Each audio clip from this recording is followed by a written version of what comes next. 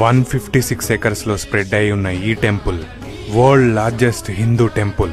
81 ఆలయాలు, 39 మండపాలు, 21 గోపురాలు, 7 ప్రాకారాలు కలిగిన ఈ ఆలయాన్ని చోళులు, పాండ్యులు, హోయసల, విజయనగర సామ్రాజ్య రాజులు కలిసి తరాల పాటు నిర్మించారు. ఇదే మన తమిళనాడులోని శ్రీరంగం. శ్రీరంగం అనగానే ప్రతి ఒక్కరికి గుర్తొచ్చేది మాత్రం ఈ రాజగోపురం. ఇది నిజంగా గోపురాలకే రాజు. 13 అంతస్తులు, 236 అడుగుల ఎత్తుతో ఉన్న ఈ గోపురం ఏషియాలోనే అతిపెద్ద గోపురం. అయితే ఇది నిర్మించటానికి దాదాపు 400 ఏళ్లు పట్టింది. ఇంత అద్భుతంగా కలియుగ వైకుంఠంగా పిలువబడే ఈ ఆలయానికి ఒక విషాదమైన చరిత్ర కూడా ఉంది.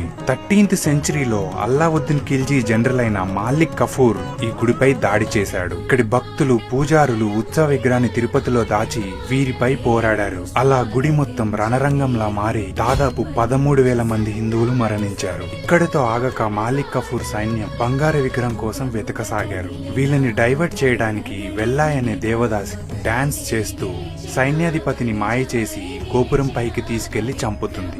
తను కూడా అక్కడి నుంచి దూకి ప్రాణాలను అర్పిస్తుంది. మీరు చూస్తే గుడిలో 20 గోపురాలు రంగులతో అద్భుతంగా ఉంటే ఒక్క ఈ గోపురం మాత్రమే తెల్లగా ఉంటుంది. తన త్యాగానికి గుర్తుగా ఈ గోపురాన్ని ఎప్పుడు తెల్లని సున్నంతో ఉంచుతారు. చూశారు కదా, శ్రీరంగం ఒక ఆర్కిటెక్చరల్ మార్వెలే కాదు, ఎన్నో త్యాగాలతో మన కోసం దాచిన ఒక అద్భుతం. సో తప్పకుండా చూడండి.